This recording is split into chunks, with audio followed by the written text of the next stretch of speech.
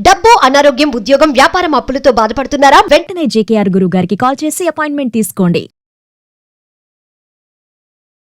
అమ్మ నమస్కారం. నమస్కారం అమ్మా. అమ్మ, ఎక్కువగా మనం చూస్తూ ఉంటాము, అంటే అమ్మాయిలు ఈ మధ్య కాలంలో ఫార్వర్డ్ గానే ఉన్నారు. అంటే అబ్బాయిల విషయంలో నచ్చకపోతే వదిలేయడం కానివ్వండి, లేదు అంటే నచ్చకపోతే చంపేయడం కానివ్వండి, ఇంత దాకా వెళ్తున్నారు. కానీ ఇంకా కొంతమందిని తీసుకుంటే ఇంకా అక్కడే ఆగిపోయారు. ఈయన లేకపోతే నా లైఫ్ ఇంకా లేదు, ఇతను నా జీవితంలో ఇతనే ఉండాలి, ఇతను మాత్రమే నన్ను అర్థం చేసుకోగలడు. ఇప్పటికీ ఎలాంటి వాళ్ళు ఉన్నారు. సో అట్లా మెంటల్ గా, ఫిజికల్ గా కనెక్ట్ అయి బయటికి రాలేక, అందులో ఉండలేక సతమతం అవుతూ ప్రాణాలను వదులుతున్న వాళ్ళని మనం చూస్తూ ఉన్నాం కూడా. సో దీనిపైన ఎలా తీసుకోవచ్చు అసలు మనము? ఎందుకని వాళ్ళంతా కనెక్ట్ అయిపోతున్నారు? ఆడవాళ్ళు బై నేచర్ చాలా ఎమోషనల్ అమ్మా. సహజంగా వాళ్ళు 16 ఏళ్ల పిల్లకి 60 ఏళ్ళ ఆడదానికి నా దృష్టిలో తేడా లేదు. ఎందుకంటే ఈ 50 ఏళ్ళు దాటి 60 ఏళ్ల వయసు వాళ్ళని మేము చూస్తుంటాం కాబట్టి చాలా ఎమోషనల్గా కనెక్ట్ అయిపోతారు. ఆడ పరిచయం అవుతారు, మాట్లాడతారు, వాడికి ఎమోషనల్గా కనెక్ట్ అయిపోతారు. రోజు ఫోన్లు చేసుకుంటారు, మాట్లాడుకుంటారు. 2 నెలలు 3 నెలలు 4 నెలలు మాట్లాడుకున్న తర్వాత సడన్గా ఒకరోజు వాడు ఫోన్ చేసి, సుసి నన్ను క్షమించు, నా పిల్లలు ఒప్పుకోవట్లేదని ఫోన్ పెట్టేస్తాడు. పెట్టేసిన తర్వాత ఈవిడ నరకం అనుభవిస్తుంది. ఎందుకంటే ఈ 2-3 నెలలు మాట్లాడుకున్న దాంట్లో ఆవిడ ఎన్నో ఊహలు అల్లుకుంటుంది ఆయన చుట్టూ. ఆయనతో నా జీవితం కొనసాగుతుంది, మేమిద్దరం సంతోషంగా ఉంటాము, మేమిద్దరం భార్యాభర్తలుగా ఉంటాము, ఇలా ఎన్నో ఎన్నో ఎన్నో ఊహించుకుంటుంది. ఆయన కూడా ఫోన్ చేసినప్పుడల్లా ఎన్నో ఎన్నో ఈవిడికి ఆకాశంలో పందిరేసినట్టు చూపిస్తాడు. అవన్నీ నిజమని నమ్మి ఎప్పుడైతే ఈవిడ ఆ ఎమోషనల్గా ఆయనకి కనెక్ట్ అయిపోయిందో, ఒక్కసారిగా ఆయన నేను నిన్ను పెళ్లి చేసుకోలేను, నన్ను క్షమించు అనేటప్పటికీ దాన్ని యాక్సెప్ట్ చేయలేకపోతుంది. యాక్సెప్ట్ చేయలేక చాలా బాధపడిపోతుంది. ఇప్పటి లేటెస్ట్ ట్రెండ్ లేడీస్ అయితే రివెంజ్ తీర్చుకుంటున్నారు, వాడిని చంపేయడమో ఏదో ఒకటి చేస్తున్నారు. కానీ పాతకాలం 50-60 ఏళ్ల వయసు ఉన్న లేడీసు అంత సాహసం చేయలేక వాళ్ళు నరకం అనుభవిస్తూ ఉంటారు. అంతెందుకమ్మా, రీసెంట్ గా నా ఫ్రెండ్ స్వేచ్ఛ అని న్యూస్ రీడరు, తర్వాత యాంకరు, అలాగే కమ్యూనిస్ట్ భావజాలం ఉన్న వ్యక్తి, కవితలు రాస్తుంది, చాలా యాక్టివ్ అండ్ చాలా స్పోర్టివ్ కూడా. అలాంటి అమ్మాయి కూడా దాన్ని డైజెస్ట్ చేసుకోలేకపోయింది. ఒక పర్సన్ రిజెక్ట్ చేస్తే నన్ను చాలా కలిసివేసింది అన్నట్టు. అంటే మేము మాట్లాడుకునే వాళ్ళం రెగ్యులర్ గా, ఏదన్నా ఉన్నప్పుడు కూడా షేర్ చేసుకోవడం అలా. కానీ బాధను ఎప్పుడు షేర్ చేసుకునేది కాదు. ఆమె ఫేస్ లో నవ్వు మాత్రమే ఉండేది. కానీ లోపల అంత బాధను మోస్తుందన్న విషయం మేము ఎవరము గ్రహించలేకపోయాం. ఎప్పుడు చెప్పలేదు కదా, ఎప్పుడు చేసుకోలేదు కదా. సో అది విన్న తర్వాత చాలా బాధేసింది. అంటే అంత అడిక్ట్ అయిపోయేంతగా ఇంత ఉన్న అమ్మాయి, ఇంతగా దృఢంగా నిల్చున్న అమ్మాయి కూడా అంత ఎమోషనల్ గా ఎందుకు ప్రాణాలు తీసుకుంటుంది? అదే చెప్పాను కదా, లేడీస్ చాలా ఎమోషనల్ ఉంటారు. వాళ్ళలో కొంత నువ్వు చెప్పినట్టు కమ్యూనిస్ట్ భావజాలం కానీ, కొన్ని స్థిరమైన అభిప్రాయాలు కానీ ఉంటాయి. చాలా స్టబన్గా కనబడతారు మనుషులు. అవును, చాలా. ఇంత స్టబన్గా కనపడే వాళ్ళు, ఎంత మోటివేషనల్ స్పీకర్ కానీ, ఎంతో మందికి ధైర్యం చెప్పి ఇన్స్పైర్ చేసినటువంటి వాళ్ళు, వాళ్ళ సొంత విషయం వచ్చేటప్పటికి ఇవన్నీ ఒక పక్కకి వెళ్ళిపోతాయి. అంటే ఈ స్ట్రాంగ్గా ఉండడము, ఎమోషనల్గా లేకపోవటము, వాళ్ళకి ఏదైనా సమస్య వచ్చినా ధైర్యంగా ఎదుర్కోవటము, మోటివేషనల్ స్పీకర్గా ఉండటము, ఇవన్నీ పక్కకి వెళ్ళిపోతాయి. వాళ్ళ పర్సనల్ లైఫ్కి వచ్చేటప్పటికి పర్సనల్ లైఫ్లో వాళ్ళు చాలా ఎమోషనల్ అయిపోతారు. ఈ భావాలు ఏవి దగ్గరికి రావు. పర్సనల్ లైఫ్ అనగానే ఒక వ్యక్తిని ఇష్టపడతారు, ఆ వ్యక్తికి బాగా కనెక్ట్ అవుతారు, వాడే సర్వ ప్రపంచం అనుకుంటారు, ఆ వ్యక్తితోటే జీవితం అనుకుంటారు. అలాగా నడిచిపోతుంది తప్ప ఈ స్టబన్గా ఉండే ఈ లక్షణం కానీ, వాడు ఏదైనా కాదన్నా నేను ఎదురు తిరగాలనేటువంటి భావాలు వాళ్ళకి రావు, ఆ మూమెంట్లో రావు. అంచేత అలాగా కనెక్ట్ అయిపోయిన తర్వాత అవతల వ్యక్తి వీళ్ళని ఇన్సల్ట్ చేసినా తట్టుకోలేకపోయినా, లేదా నీకు నాకు సంబంధం లేదు అలాంటి మాటలు మాట్లాడినా వాళ్ళు చాలా ఎమోషనల్ అయిపోయి తట్టుకోలేరు.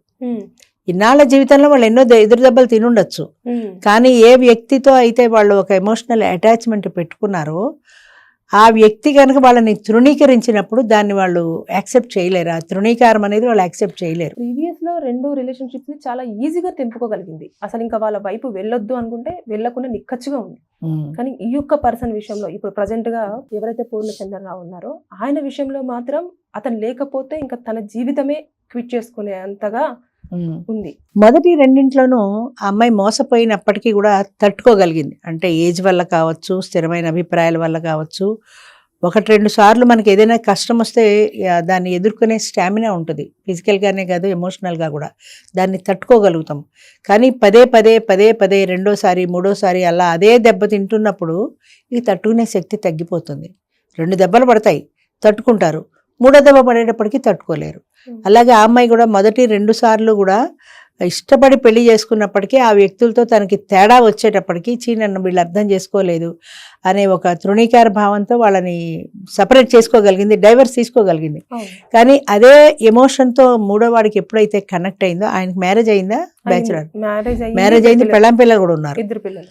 అసలు అమ్మాయి చేసిన పొరపాటు ఏంటంటే పెళ్ళాం పిల్లలు ఉన్న వ్యక్తితో ఎమోషనల్ అటాచ్మెంట్ పెట్టుకోవడం అనేది చాలా పెద్ద పొరపాటు. విడాకులు ఇస్తాను, నువ్వు మీ ఆయనకు విడాకులు ఇచ్చేసేయ్, నేను ఖచ్చితంగా నేను పెళ్లి చేసుకుంటానని ప్రామిస్ చేశాడు. అది ఈ మాటలు అసలు నమ్మే రోజులు కాదమ్మా. ఎవరైనా సరే వాడి పబ్బం గడిపేదాకా ఎన్ని కబుర్లైనా చెప్తారు.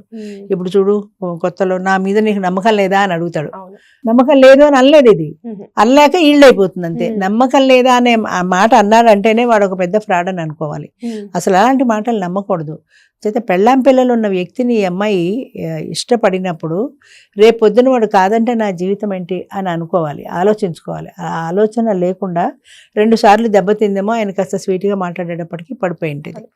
కానీ ఎప్పుడైతే ఆ తనే సర్వస్వం అనుకొని మనస్ఫూర్తిగా ఆయన పట్ల ఆయనకి కనెక్ట్ అయ్యిందో, ఆయన చేసుకోను అనే మాటని ఆ అమ్మాయి ఆ తిరస్కారాన్ని యాక్సెప్ట్ చేయలేకపోయింది. అయితే అమ్మ తిరస్కరించలేకపోయింది, కరెక్టే. కానీ మనం ఏదైనా పని చేసుకునేటప్పుడు మనం ఒక్కరమైతే ఓకే, ఇప్పుడు పని చేసిన పని. అవును, పిల్ల ఉంది కదా, పాప ఉంది, 13 సంవత్సరాల పాప. ఇప్పుడు ఆమె ఒక ప్రశ్నార్థకమే కదా ఆమె జీవితం అంతా. అవును.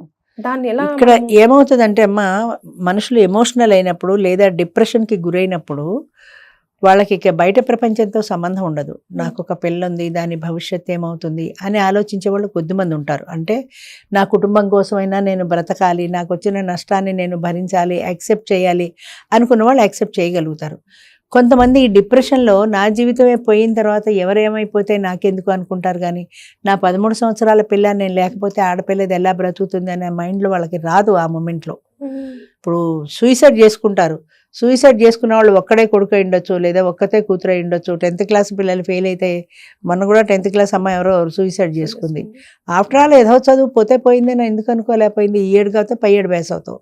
జీవితంలో నువ్వు ఓడిపోయి దాన్ని యాక్సెప్ట్ చేసినట్టే కదా నువ్వు సూసైడ్ చేసుకున్నావు. అంటే బ్రతుకుంటే ఇంకోసారి గట్టుకు పాస్ అవుతావు కదా అని అనిపించింది. ఆ క్షణంలో వచ్చి నేను ఫెయిల్ అయిపోయాను, ఎందుకు వచ్చింది నా జీవితం అనుకుంటారు. కానీ ఇంత కష్టపడి పెంచిన తల్లిదండ్రులు కానీ అన్నదమ్ములు కానీ వాళ్ళకి ఎవ్వరూ గుర్తురారు. అట్లాగే ఈ డిప్రెషన్లో ఆమె విపరీతమైన డిప్రెషన్కి వెళ్ళిపోయింది. ఆయనతో అంత కనెక్ట్ అయిపోయి ఆయన కాదు నేను పెళ్లి చేసుకోలేను, నాకు పెళ్ళాం పిల్లలు ఉన్నారు, నా వాళ్ళు ఒప్పుకోరు అనేటప్పటికీ మరి 5 సంవత్సరాలు 4 సంవత్సరాలు అని చెప్పు, ఇన్ని సంవత్సరాలు ఆమెతో కలిసి ఉన్నప్పుడు ఆయనకి ఆ పెళ్ళాం పిల్లలు గుర్తురాలేదా? వాళ్ళు ఒప్పుకుంటారని ఎలా అనుకున్నాడు? నేను నిన్ను పెళ్లి చేసుకుంటాను వీడికి ఎలా మాట ఇచ్చాడు? పబ్బం గడుపుకోవడానికి అది అబద్ధమని మీకు ఒక్కసారి కూడా ఎందుకు అనిపించలే? ఇంత తెలివైన ఆవిడికి వాడు నన్ను వాడుకుంటున్నాడనే థాట్ ఎందుకు రాలేదు? నేను అనేది అది.